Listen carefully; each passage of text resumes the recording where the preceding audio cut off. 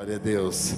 Bom, nós já estamos praticamente na metade de 2025, né? Terça-feira já é 1º de julho. Eu faço uma pergunta para você aqui agora. Dos projetos, quando lá no final do ano o pastor Marinho nos desafiou a alguns projetos para o ano de 2025, desse projeto você está lembrado de tudo que você colocou no papel que você queria realizar em 2025? Está lembrado? Pois então, desses projetos eu queria te perguntar, quais deles já estão em andamento? Quais esses projetos que você se desafiou a colocar no coração, quais deles já estão em andamento? Eu queria comprar um bem, uma casa, um carro. Já está engatilhado isso daí, não é? No sentido, no âmbito material. Eu me programo casar. Eu sei que tem 2 casamentos aí no gatilho certeiro. Um com data marcada até com confirmação de presença já. O outro está assim, esboçando que o final do ano tem coisa aí chegando. Mas tem um terceiro casamento ainda que está assim, querendo vingar ainda para esse ano, mas ainda temos as nossas dúvidas. Mas isso a gente sabe que tem gente com projeto de casamento já confirmado para esse ano. Ou às vezes assim, você tinha um projeto para mudar de lugar, de casa, de trabalho, sei lá, de perder peso, até de assumir a liderança de uma célula, um ministério, não é? Algum deles já se concretizou? Quais ou qual deles você já abandonou? Fala assim, isso não dá mais para esse ano. Esse eu estou abandonando, estou abrindo mão desse projeto.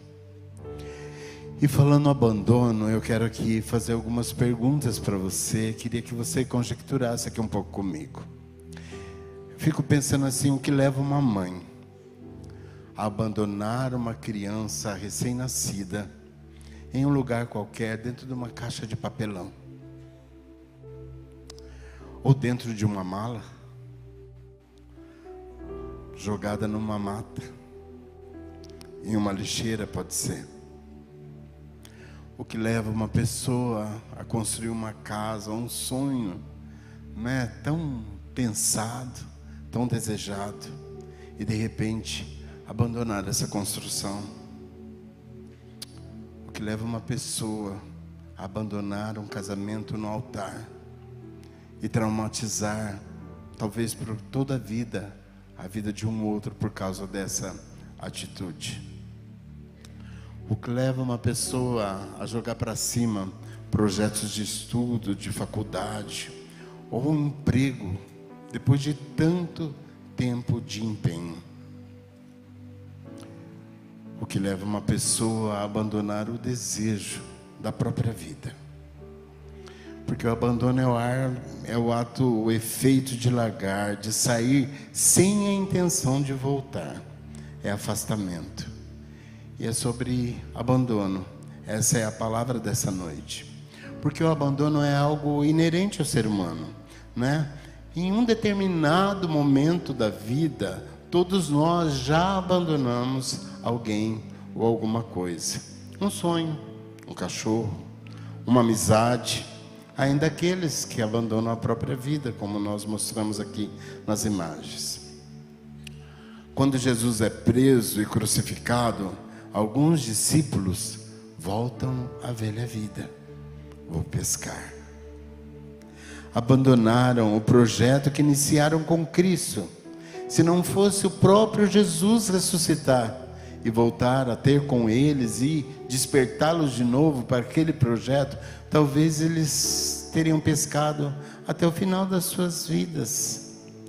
Porque um abandono é uma realidade tão certa que até Jesus, em um determinado momento, em uma determinada situação da progressão do seu ministério, faz essa pergunta para os seus discípulos, que está lá em João 6,67.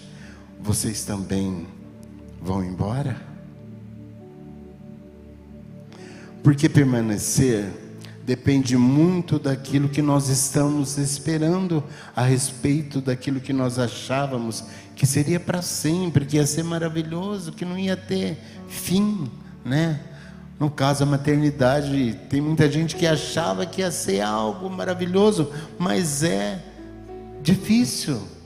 Não é você educar uma criança, criar um filho, tem lá suas alegrias, mas não é a coisa mais fácil do universo, né? A casa própria também adquirir são coisas duras, demoradas, difíceis, e que às vezes a gente abandona o casamento porque acha que a pessoa não está correspondendo, não está me fazendo feliz, né? Então é mais fácil eu largar do que lutar para manter aquilo que Deus realmente instituiu como verdadeiro.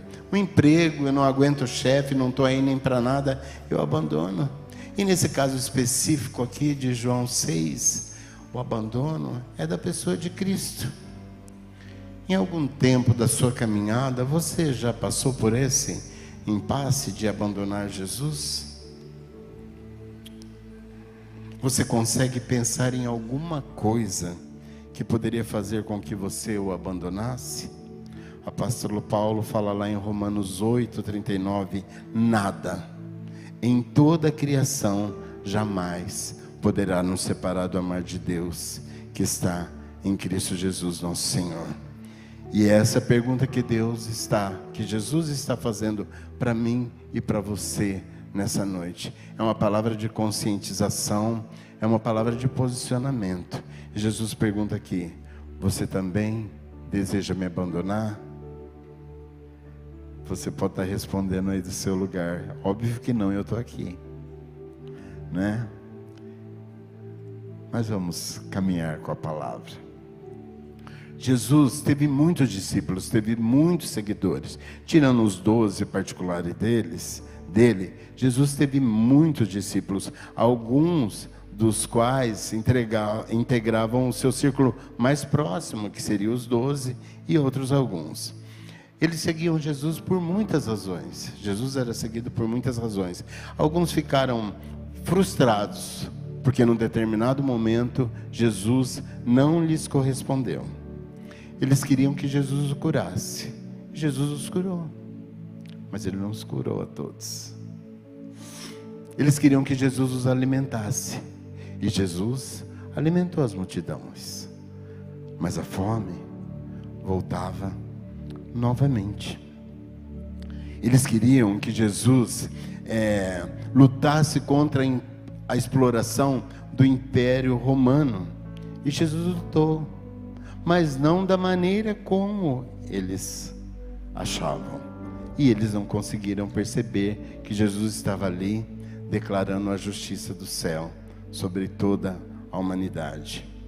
Porque ser discípulo de Jesus não era a coisa mais fácil, porque não era ser discípulo de um mestre comum, um mestre qualquer. Porque aqueles mestres daquele tempo diriam palavras sem ter um comprometimento com elas, palavras bonitas que às vezes elevavam o ser humano ou fariam pensar, mas esses mesmos mestres, quando morriam, levavam suas palavras consigo.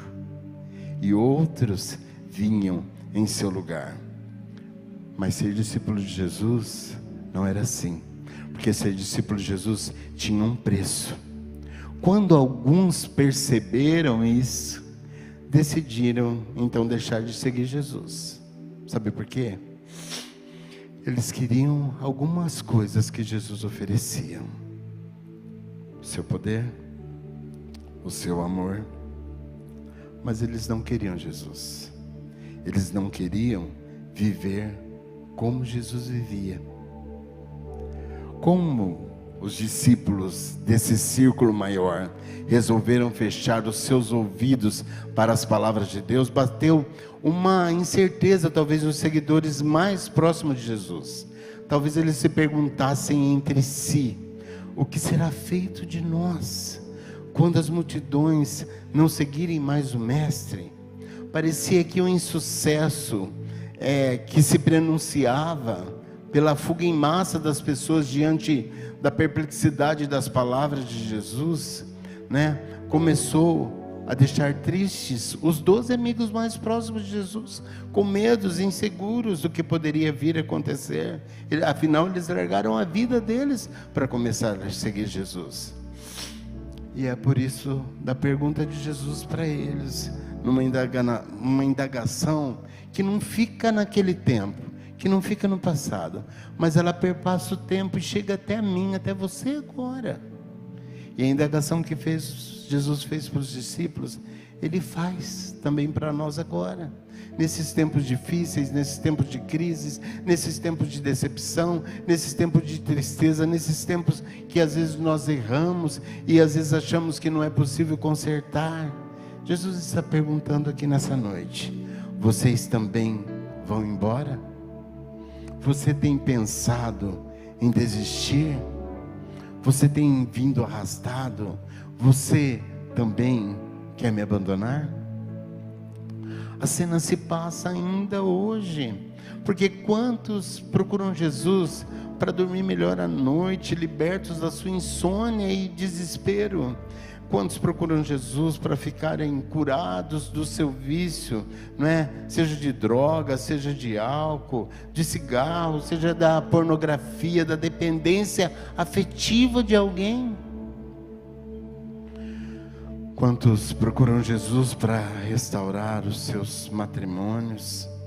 Quantos procuram Jesus para dar a Deus a depressão, para terem os seus amores de volta, para serem curados de algumas doenças e algumas talvez até graves? Quantos procuram Jesus para ter as lágrimas do luto enxugadas do seu rosto por alguém que se foi? Quantos procuram Jesus para melhorar de vida por questões financeiras? Quantos procuram Jesus para terem os seus problemas resolvidos? Quantos procuram Jesus para ter o seu passaporte garantido para o céu? Até aí, razoável. A questão é o que vem depois da solução ou então da resposta negativa àquilo que a gente estava buscando diante dele. E é aquilo que eu quero falar nesse instante, sobre a busca por Jesus. Mateus 7, 7 e 8 fala assim: peçam e receberão, procurem e encontrarão, batam e a porta lhes será aberta, pois todo o que pedem, recebem, todos os que procuram, encontram, e para todos que batem, a porta é aberta. Nós estamos falando de que a busca por Jesus é algo acessível. Jesus, Ele não faz acepção de pessoas e Ele não rejeita ninguém. Então, a busca por Jesus é algo legal e legítimo para todos nós, não é? Ele mesmo nos convide. Ele não se exime em atender aqueles que o procuram, não é? Nós vemos o caso de Nicodemos, que procurou Jesus à noite. Jesus não se eximiu de atender Nicodemos e nenhum daqueles que o procuraram. Mas o capítulo 6 de João, todinho, ele nos oferece um guia de leitura deste programa, sobre essa busca de Jesus, não é? Sobre essa realidade de virmos a Cristo, de aceitarmos o estilo de vida que Ele nos propõe viver ou não. Primeiro, em João 6, de 1 a 5, Jesus resolve o problema da fome, que a multidão chega lá e as horas vão passando e vai ficando tarde, e problema de alimento. Ele pega 5 pães de cevada, né, e 2 peixinhos, e essa comida se torna suficiente para alimentar uma multidão de 5.000 homens.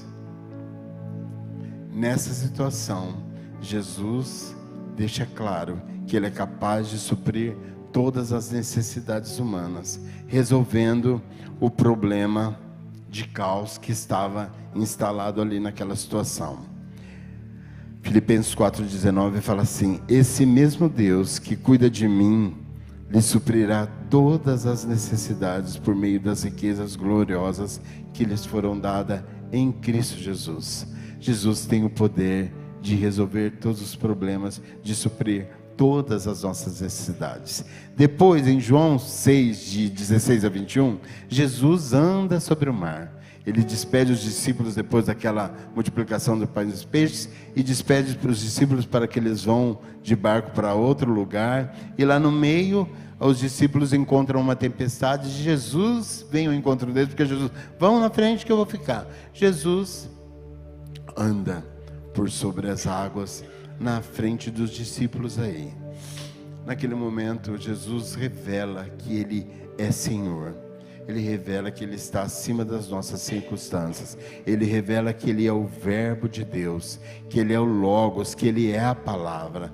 Ele revela que Ele participou naquele seu poder, naquela autoridade, porque quem que poderia andar sobre as águas daquele jeito, se não fosse o próprio Deus? Jesus está ali mostrando que Ele estava presente na obra da criação do mundo, e agora Ele também está empenhado na obra de recriação, ou da redenção da humanidade. João capítulo 1, de 1 a 3, fala assim: no princípio, aquele que era a palavra, ou seja, Jesus, já existia. A palavra, ou seja, Jesus, estava com Deus, e a palavra era o próprio Deus. Então Jesus estava ali mostrando, esse que tem o poder de andar sobre as águas, era o que estava no princípio com Deus, como João revela sobre Deus. Ele existia no princípio com Deus. Por meio dele, Deus criou todas as coisas, e sem Ele, nada foi criado. Então Jesus está mostrando ali como Ele é. A busca por Jesus implica em conhecê-lo e saber o que Ele pode fazer. A seguir, no capítulo 6, de 31 a 40, procurado por curiosos, quando Jesus fala de si mesmo como sendo o pão da vida, não é? Eles começam, e depois de multiplicar os pães e peixes e caminhar sobre as águas, Jesus fala, ensina que Ele é o pão da vida. Aí os legalistas lá começaram, os fariseus voltaram ao Antigo Testamento e falaram assim: peraí, Jesus, a partir do verso 31, nossos antepassados comeram maná no deserto. As escrituras dizem: Moisés lhe deu de comer o pão do céu. Jesus responde: eu lhes digo a verdade, não foi Moisés quem lhes deu o pão do céu, é meu Pai quem dá o verdadeiro pão do céu a vocês. O verdadeiro pão de Deus é aquele que desce do céu e dá a vida ao mundo. Aí eles viram e falam assim: Senhor, dê-nos desse pão todos os dias. Jesus respondeu: eu sou o pão da vida. Quem vem a mim nunca terá fome. Quem crê em mim nunca terá sede.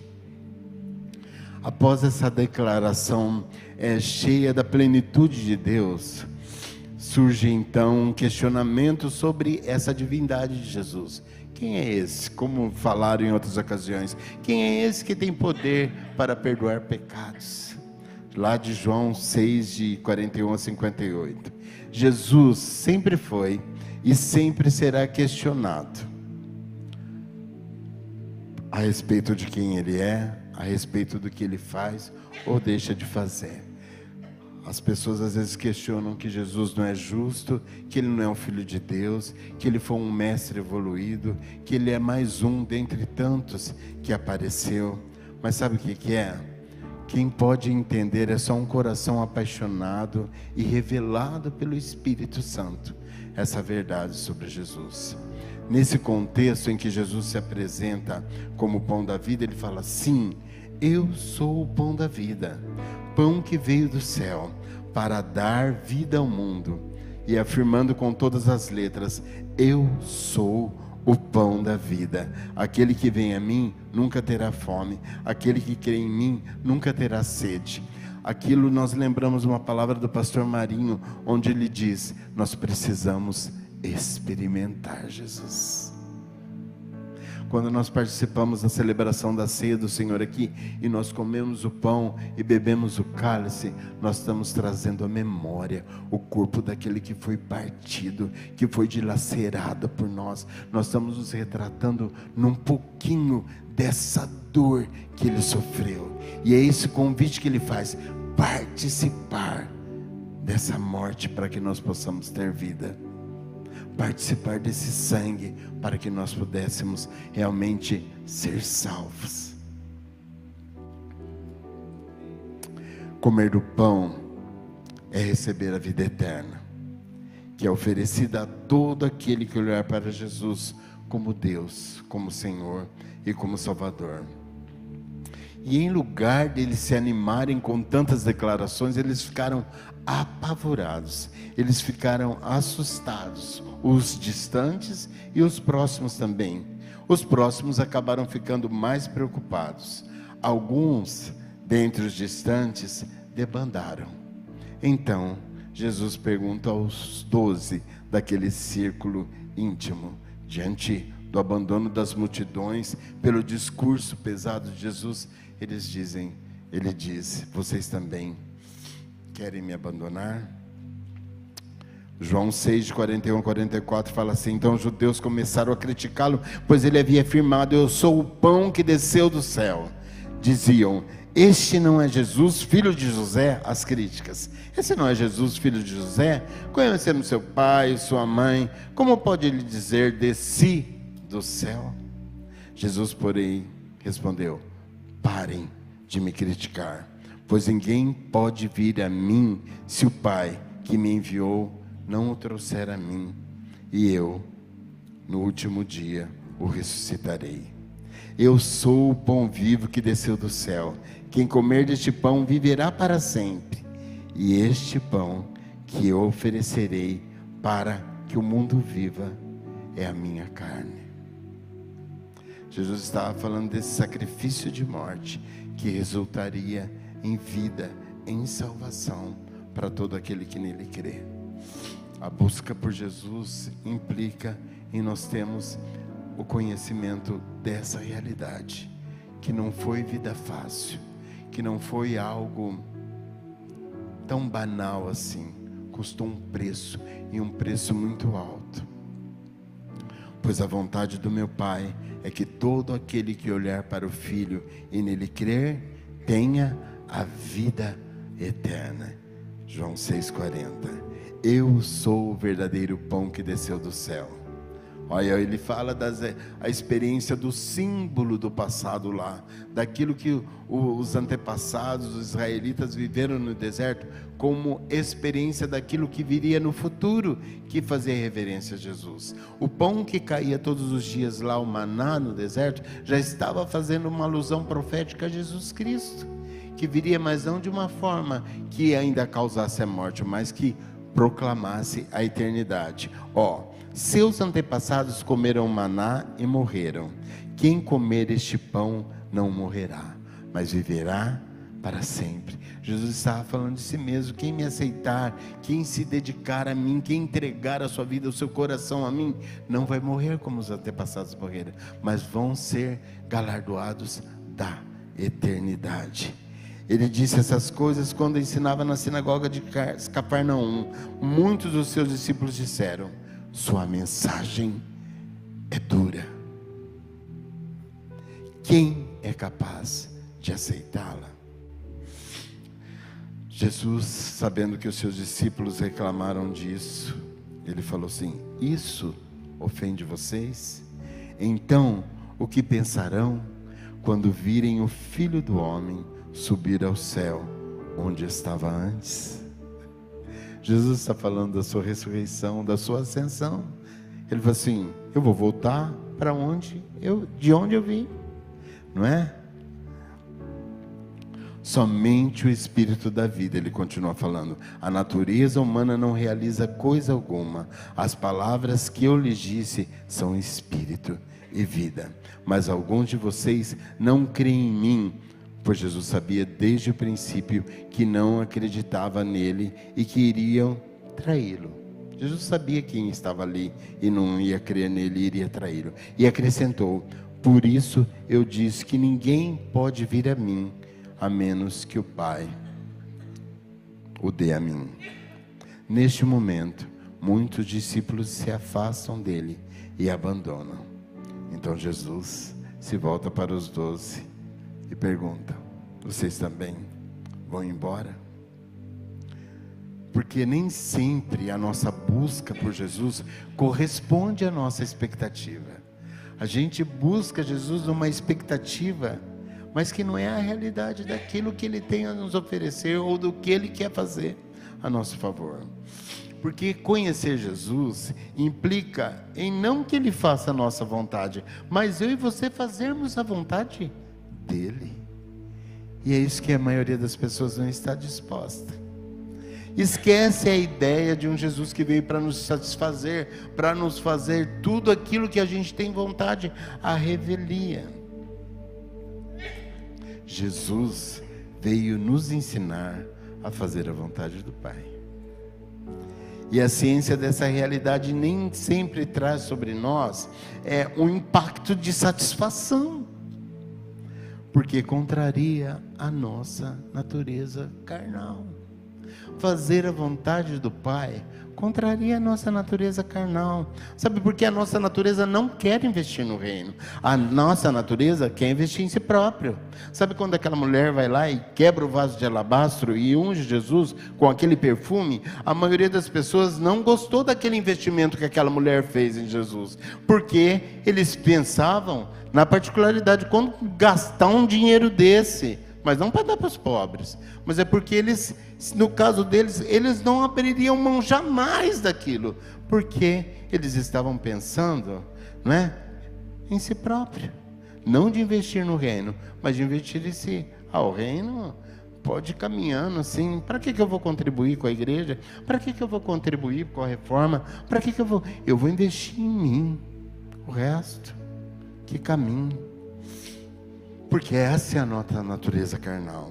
A nossa natureza tem a perspectiva de receber e não de dar, né? A gente quer muito receber, mas a hora que chega na hora de dar, mas a palavra de Deus diz que a melhor coisa é dar do que receber. De graça recebestes, de graça também dá. Quando Jesus não corresponde à expectativa, é como o jovem rico, que chega lá diante de Jesus pronto, né, capaz, cheio de cultura, cheio de capacidade. Eu guardo os mandamentos, eu faço tudo isso, não é o que eu posso fazer para ele? Simples. Você segue os mandamentos, então só te faço uma coisa: vai vender tudo que você tem, dá aos pobres e me segue. Jesus não correspondeu à expectativa daquele jovem rico, por isso ele o abandona. Porque quando Jesus se torna o nosso tesouro, a gente abre mão de toda e qualquer coisa para segui-lo. Quando a gente deposita definitivamente, qual tem sido a sua motivação na busca por Jesus? Para estar com Ele, para estar na sua presença, é encontrar o seu propósito de vida, é aplacar a dor da solidão e do vazio da sua alma, é o reconhecimento de que você é pecador e precisa se arrepender. Se for assim, a sua motivação está correta, o pão da vida está pronto para te receber. Só que não para aí. A revelação de Jesus implica em que a gente se depare com quem Ele é e comece a entender o que Ele quer. Eu olho para Jesus, vejo quem Ele é, vejo o que Ele pode, mas agora Ele começa a olhar para você e dizer para você o que Ele quer. Paulo diz assim em Atos 26, 20, fala assim: anunciei a mensagem primeiro em Damasco, depois em Jerusalém e em toda a Judéia, e também aos gentios, dizendo que todos devem arrepender-se, voltar-se para Deus e mostrar por meio das obras que mudaram de rumo. E o nosso próximo ponto é divorciando-nos dos pecados.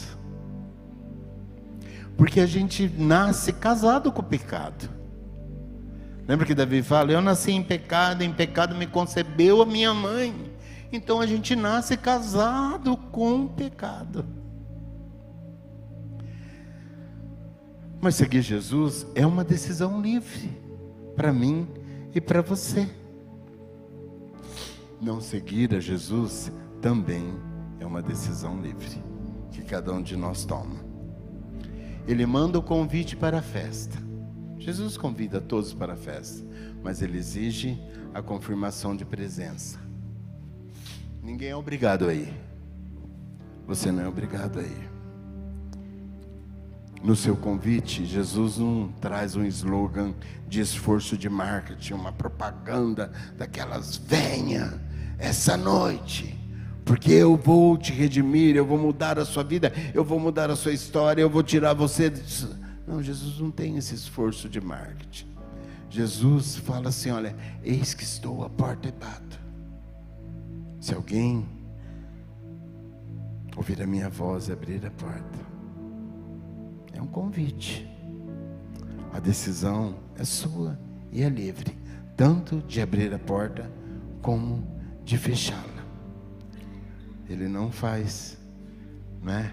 Não é um marqueteiro, mas ele fala assim, quando lhe perguntam em Mateus 8, mestre, eu o seguirei aonde quer que você vá. Aí Jesus fala: as raposas têm suas tocas onde morar, e as aves dos céus têm os seus ninhos, mas o Filho do Homem não tem um lugar para recostar a cabeça.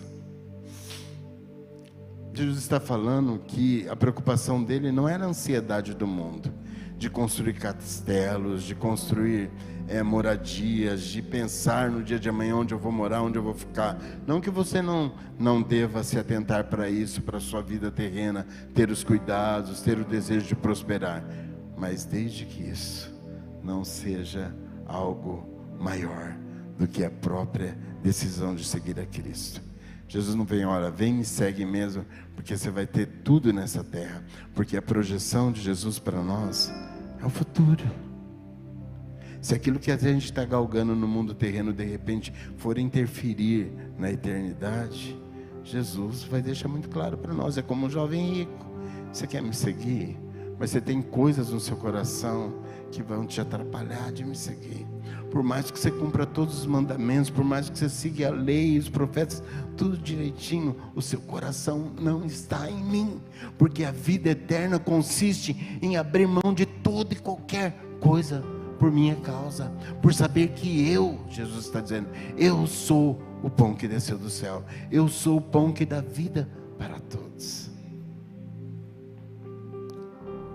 Não há palavras para seduzir da parte de Jesus, nem para enganar. Há um chamamento apenas para a sede que aplaca o seu coração, que invade o seu coração, que invade a sua alma. Essa necessidade de preencher esse vazio de existência e de ser feliz. Não há. Ele convida para a vida. Só que o problema é que essa vida só vem depois da morte. Porque para que eu e você tivéssemos vida, Jesus precisou morrer na cruz do Calvário e ressuscitar ao terceiro dia, para que nós pudéssemos também ser ressuscitados das nossas limitações, do nosso corpo mortal, da nossa pecaminosidade. A vida para a qual Jesus nos convida custou o preço da sua própria vida quando Ele morre na cruz. A vida para a qual Jesus nos chama custa a nossa vida. A vida que é dominada pelos pecados. E vamos falar uma coisa: o convite de Jesus demanda a renúncia da velha vida a serviço dos pecados. Nós nos casamos com o pecado e precisamos nos divorciar dele. Esse divórcio vem através do arrependimento, mas se confessarmos os nossos pecados, Ele é para nos perdoar os pecados e nos purificar de toda injustiça. 1 João 9. Quando nos arrependemos dos nossos pecados, nós nos separamos dele. É fácil divorciar do pecado? Por isso que a multidão debandou, porque o discurso começou a ser pesado ao entendimento, à posição que eles tinham que tomar. Porque quando estava sendo só festa, Jesus multiplicando pães e peixes, dando de alimentar a multidão, fazendo para eles, o que Jesus estava fazendo soava como um exibicionismo, curando um aqui, libertando outro ali. Eles estavam vendo uma exibição, e eles não se saciavam com isso, porque o coração deles não estava em Jesus, estava naquilo que Jesus fazia, e não naquilo que Ele podia oferecer particularmente para eles.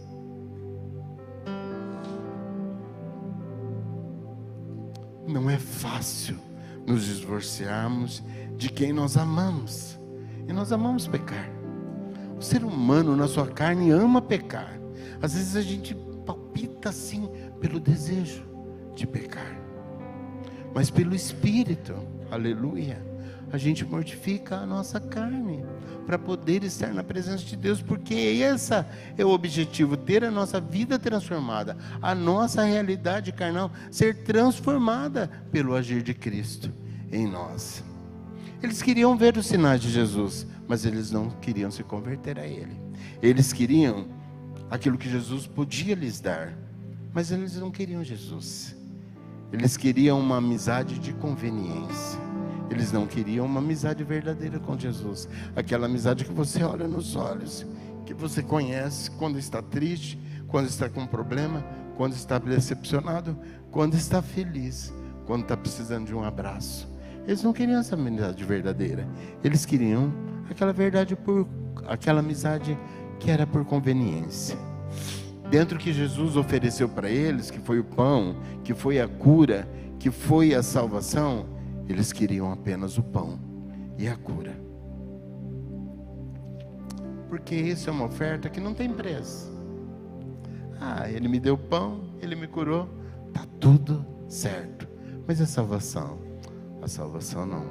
Porque isso implica eu ter que me divorciar dos meus pecados, me arrepender deles e mudar a trajetória de vida. Mas aquele bichinho de pé que coça em mim é tão gostosinho, eu não vou tirar ele, eu não posso deixar. Então, eles não quiseram Jesus, não queriam a salvação, porque a salvação tem um preço, e a maioria das pessoas gosta tanto daquilo que é de graça. Não tem um ditado que fala de graça até o quê? Até injeção na veia. Tem um homem grande que a hora que vê uma seringa fica até tonto, às vezes até desmaia. Mas existe um ditado que fala de graça até injeção na veia. Então vou trazer um ditado aqui: de graça, vamos para o inferno. De graça, vamos em multidão para o inferno, para a mão do capeta. Não é isso que é bom? Tudo que é de graça. Não quer a salvação, porque a salvação tem um preço. Arrepender-se dos pecados e crer em Jesus como aquele que doa a vida eterna e quer transformar a nossa vida. A revelação de Jesus implica nisso, em revelar o amor, a graça de Deus, a reconciliação e nos chamar para uma nova realidade de vida. Isso implica em divórcio. Divórcio dos pecados, divórcio da velha vida, divórcio da velha natureza. E muitas pessoas hoje em nosso meio enfrentam essa luta. Querem tudo que Jesus pode oferecer, porque Jesus é generoso. E como Ele é generoso. Mas as pessoas não querem permanecer por toda a eternidade. Ter o Jesus como Salvador e como Senhor. E a pergunta que eu te faço agora: você também não quer? Diante da pressão que se instala, diante daquilo que é exigido para mim, para você? Como seguir a Jesus não é fácil, e não é nada fácil mesmo. Um dia esses decidiram segui-lo, acabaram o abandonando. Muitos têm respondido hoje sim a essa dramática indagação: Jesus, eu vou abandonar você. Sabe por quê? Entre aqueles que abandonam Jesus, que vão embora, e são aqueles que são feridos pela igreja, mas que confundem a igreja com o próprio Jesus e transferem para Jesus a culpa da ferida que ele recebeu dentro da igreja. E se esquece que a igreja é uma comunidade de imperfeitos sendo curada por aquele que é perfeito. A igreja somos eu e você, nós somos uma comunidade de pessoas imperfeitas, mas nós estamos aqui pelo processo daquele que é perfeito e que quer e pode nos curar. Não espere perfeição das pessoas. É lógico que a gente também não deve sossegar no nosso posicionamento, porque a gente precisa dar bom testemunho, e o bom testemunho implica em mudança de comportamento, não é? Mas às vezes acontece de uma pessoa ser ferida por alguém mal orientado, mal posicionado, que está dentro do corpo, dentro da igreja, mas ela não é o Cristo, ela não é o Salvador, ela não é o Senhor, ela é apenas um imperfeito que está sendo tratada por aquele que é perfeito. Olhe para Jesus, olhe para o pão da vida, olhe para aquele que verteu o seu sangue na cruz para nos salvar.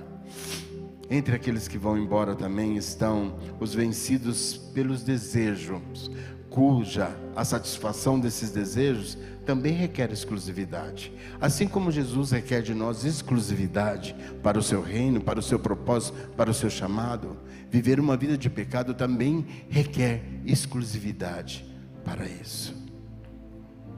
Existe um tempo que as pessoas acabam cocheando entre isso, entre aquilo, entre lá e acolá, entre Cristo e o mundo.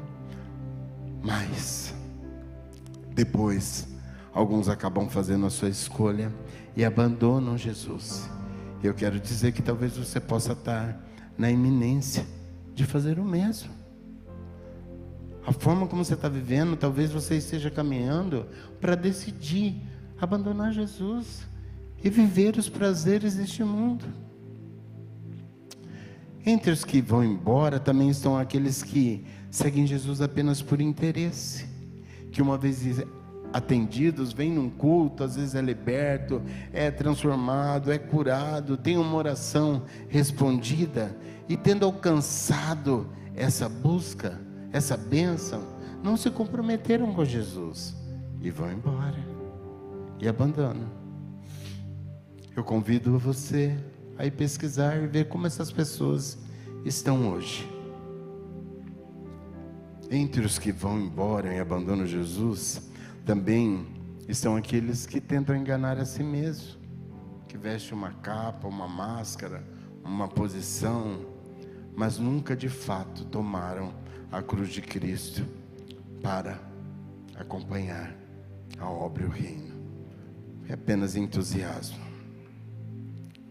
Fala comigo aqui, ó. Divorciar-se do pecado tem um preço.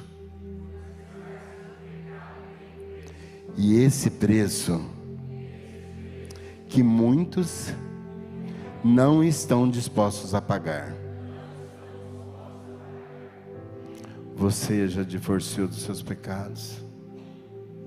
Você tem buscado essa vida de retidão, essa vida de santidade na presença de Cristo?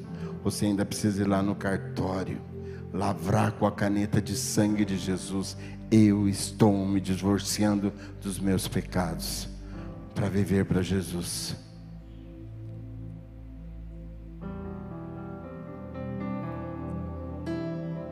A pergunta feita por Jesus não podia ficar no ar: vocês vão me abandonar? Vocês também querem ir?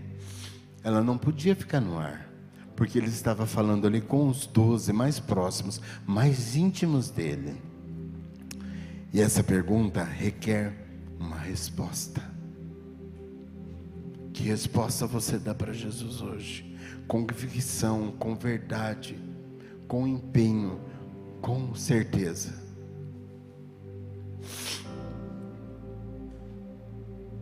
O que dizer diante daquele que conhece as intenções do meu, do seu coração? O que dizer diante daquele que faz a pergunta, mas sabe o que se passa no seu íntimo, que sabe das verdades mais profundas que às vezes você tenta mascarar e esconder das pessoas? O que dizer? Ele conhece cada palavra, aquilo que está no nosso íntimo, mesmo que aquilo não tenha vindo a nossa boca. Eu podia falar assim: olha, quem quer assumir esse compromisso com Jesus, vem aqui à frente. Você pode até vir, mas a verdade dessa resposta, de que você vai se comprometer com Cristo, Ele já sabe a resposta, se é verdadeiro ou não, se é só um momento de impulso, entusiasmo, ou se é uma real decisão. Divórcio, pecado nunca mais. Mas o Espírito Santo pode trazer em nossos lábios uma resposta que pode nos edificar e fortalecer a nossa fé. Porque a pergunta, portanto, nos põe no centro de uma das mais apaixonadas declarações sobre Jesus, que veio da boca de Pedro. O mesmo Pedro que já havia feito outra afirmativa sublime: Jesus, tu és o Cristo, o Filho do Deus vivo. Ele dá essa resposta pelo Espírito. Agora, quando Jesus pergunta aos 12, vocês também querem me deixar? É como se Pedro cantasse assim: Senhor, para quem iremos nós? Tu tens a palavra de vida eterna. A gente às vezes fala: Senhor, para onde iremos nós? Jesus não é um lugar, Jesus é uma pessoa. Então onde quer dizer a situação de não há espaço, não é lugar onde eu possa estar, onde quer que qualquer lugar, mas existe uma pessoa. Para quem iremos? Para quem iremos nós? Se só tu tens as palavras de vida eterna. É uma fantástica afirmação em forma de pergunta. Para quem iremos se tu tens a palavra de vida eterna? Não pergunta para onde iremos nós, mas para quem? Porque o Pedro sabe que o cristianismo é baseado em relacionamento entre pessoas, entre nós e Deus, através de seu Filho, Jesus Cristo. Para quem também quer dizer, com quem nós ficaremos, como viveremos a nossa vida, com quem viveremos a nossa vida, com quem nós vamos ficar quando tudo estiver bem, com quem nós viveremos quando as coisas estiverem difíceis, com quem nós vamos poder contar, quem tem real interesse por nós, mesmo quando o nosso amor não é tão puro, às vezes é infiel.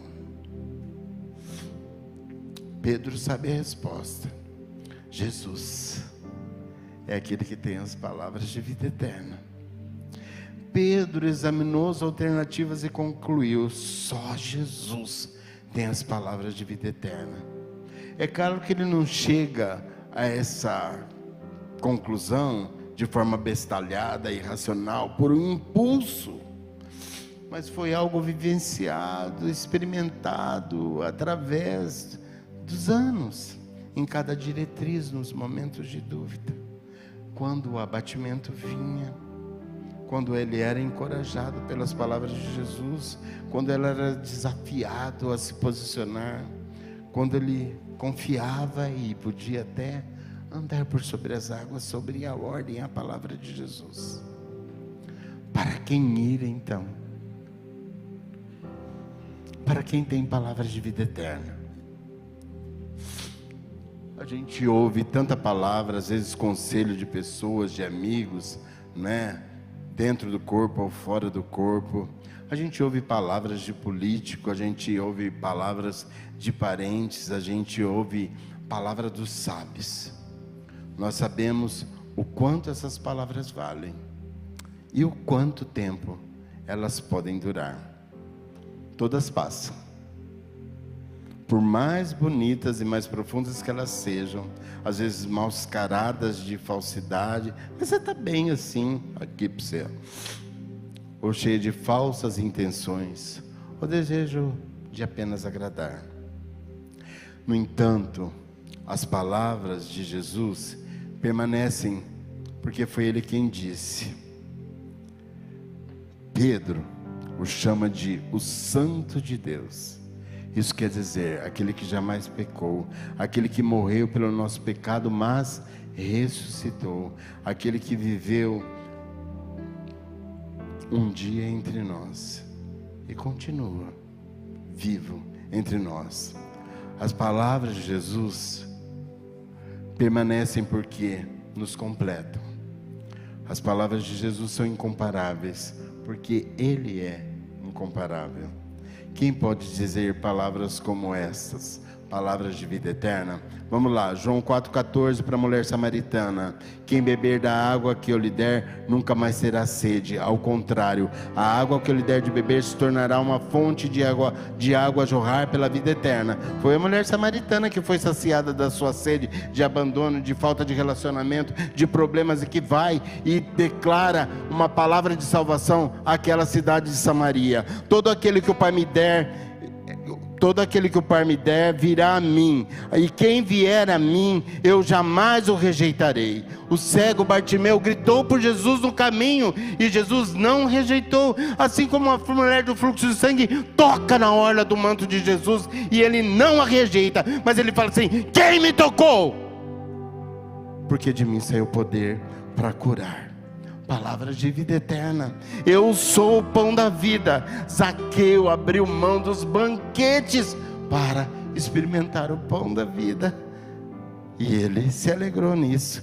O Espírito da vida, a carne não produz nada que se aproveite. As palavras que eu lhes disse são Espírito e vida.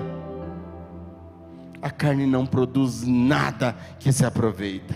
Judas escolheu as obras da carne, os prazeres da carne, a satisfação financeira, mas se decepcionou com a sua decisão e se precipitou e morreu. Eu testemunho acerca de mim mesmo, Jesus fala. A minha outra testemunha é o Pai que me enviou. Nós vemos em algumas situações o próprio Deus falar: este é o meu Filho amado. Eu lhes afirmo que antes de Abraão nascer, eu sou. João fala que ele estava no princípio com Deus. Antes de Abraão nascer, eu sou. Todas as coisas foram feitas por meio dele, e sem ele, nada do que foi feito se faria. É esse Jesus que muitas pessoas estão abandonando hoje. É a riqueza, é a salvação do mundo, é a salvação da sua vida, é a salvação da sua casa. Eu sou a porta, quem entra por mim será salvo, entrará e sairá e encontrará pastagens. Esse é o acesso, né, para todos os que buscam a Jesus. É uma porta que tem acessibilidade e que entra e que é saciado em toda a sua necessidade. O ladrão vem apenas para o quê? Matar, roubar e destruir. Mas eu vim para que vocês tenham vida em abundância, ou seja, a vida eterna. Eu lhes dou a vida eterna e jamais perecerão. Ninguém poderá arrancar vocês das minhas mãos. Eu vou ler de novo, tá? Eu lhes dou a vida eterna, e elas jamais perecerão. Ninguém as poderá arrancar das minhas mãos. Segurança de pertencimento quando a gente recebe Jesus. Segurança de pertencimento. Eu sei a quem eu pertenço, e ninguém vai me arrancar das mãos dele. Nada, nenhuma circunstância, como Paulo disse.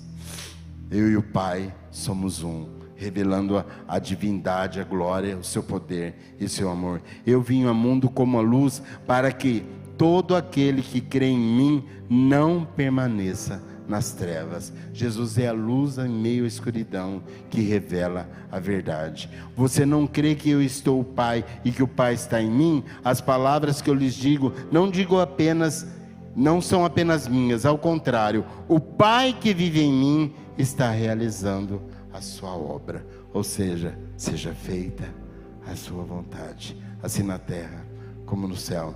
Quem tem os meus mandamentos e lhes obedece, esse é o que me ama. Aquele que me ama será amado por meu Pai, eu o amarei e me revelarei a ele. Amor incondicional e uma revelação particular.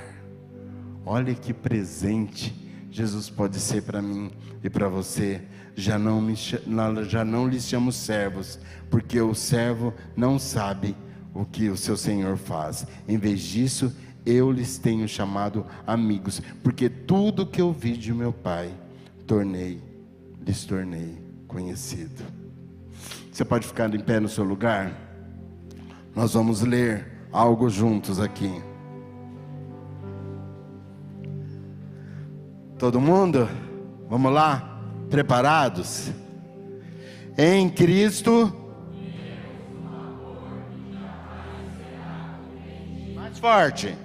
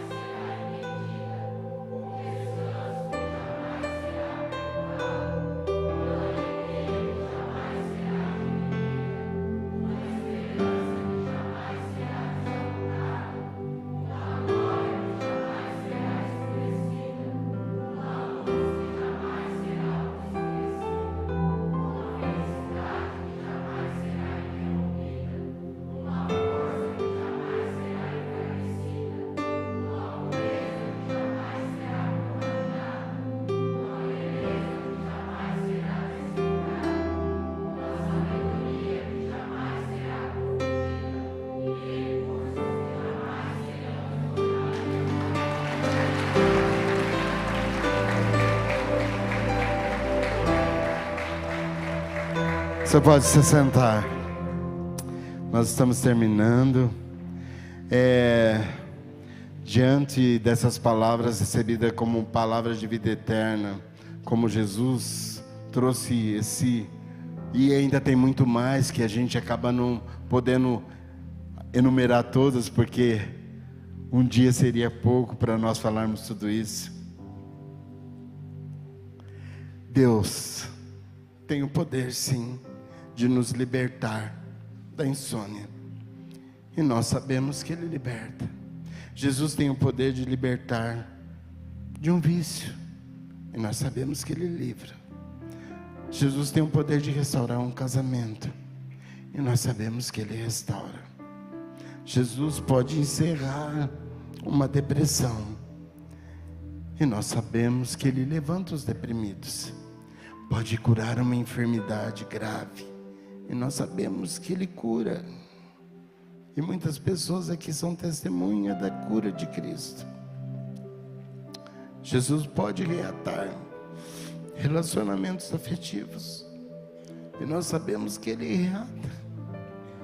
Jesus pode confortar os enlutados, e nós sabemos que Ele conforta. Jesus pode melhorar as condições materiais de vida, e nós sabemos que Ele dignifica o ser humano. Jesus pode cuidar dos idosos, e nós sabemos que Ele cuida.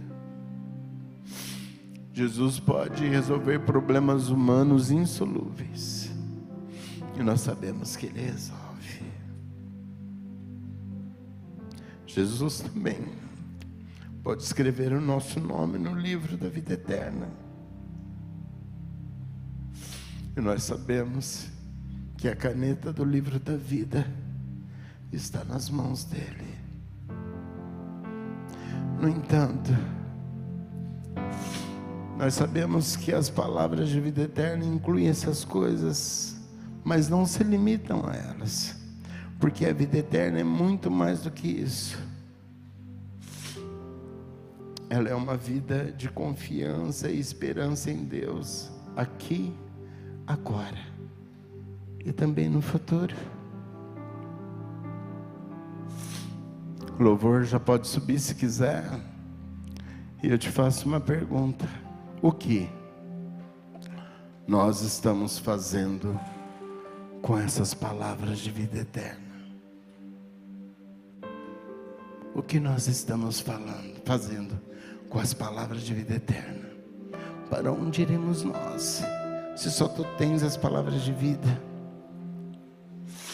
Um grande escritor russo contou uma história de um camarada aí, o nome dele é Lunacharsky, tá? Esse é o camarada.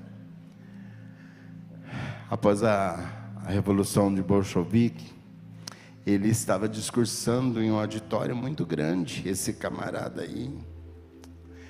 E como sendo realmente defensor do marxismo, do comunismo, seu tema era, nesse discurso, a religião, o ópio do povo.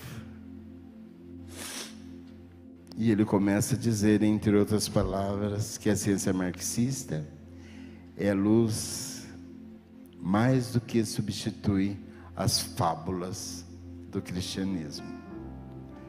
E ele vai proferindo um longo discurso, defendendo a sua tese e exaltando o marxismo e a postura do comunismo.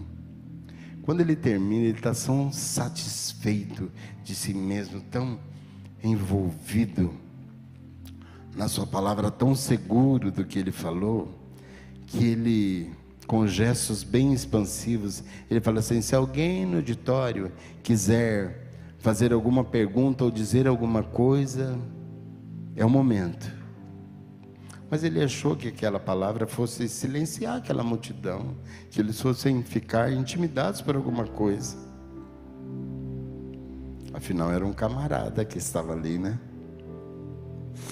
Mas um jovem sacerdote russo ortodoxo dá um passo adiante e primeiramente ele se desculpa ali com aquele comissário por sua ignorância. O comissário olhou para ele desdenhosamente e fala assim: você tem 2 minutos. Ele fala assim: eu não tomarei muito seu tempo. O sacerdote garantiu. Ele sobe a plataforma, o plenário ali naquele auditório, volta-se para a plateia, em voz alta ele diz: Jesus ressuscitou. E sabe o que aquela plateia faz? Ela responde assim em uma só voz: sim, Ele realmente ressuscitou. Que essa resposta não se cale hoje no meu e no seu coração, mas que ela se torne a declaração mais profunda nos nossos dias, porque a ressurreição de Jesus dentre os mortos, ela é a fonte, ela é a razão, ela é a base, ela é a alegria indizível do nosso viver cristão. Cristo ressuscitou, aleluia, e um dia sua glória brilhará em nós. Como nós poderemos abandonar alguém que venceu a morte para nos garantir a eternidade ao seu lado? Os comunistas não mataram Jesus, mas Ele está vivo. Mas eu te pergunto, e quanto a nós? Parece que muitos cristãos estão matando Jesus com o seu silêncio, com a apatia e com a contaminação por este mundo. Também precisamos gritar: Cristo ressuscitou. Também precisamos responder diante das afrontas, diante das acusações, diante da pressão desse mundo, diante da tentativa de intimidação do maligno, diante das frustrações, das dificuldades que nos cercam. Senhor, para onde iremos nós? Só tu tens as palavras de vida eterna. Eu estou me divorciando dos meus pecados agora, porque só tu tens as palavras de vida. Jesus ressurreto precisa ser cantado em nossos lábios. Jesus ressurreto precisa ser estampado no nosso rosto. Se perdermos, nós precisamos buscar de novo uma nova paixão, por Jesus Cristo. Nós perdemos tempo às vezes com estratégias, com defesas, com justificativas, com disputas, nas quais nós mesmos queremos brilhar, porque nos falta o fogo da paixão por Jesus.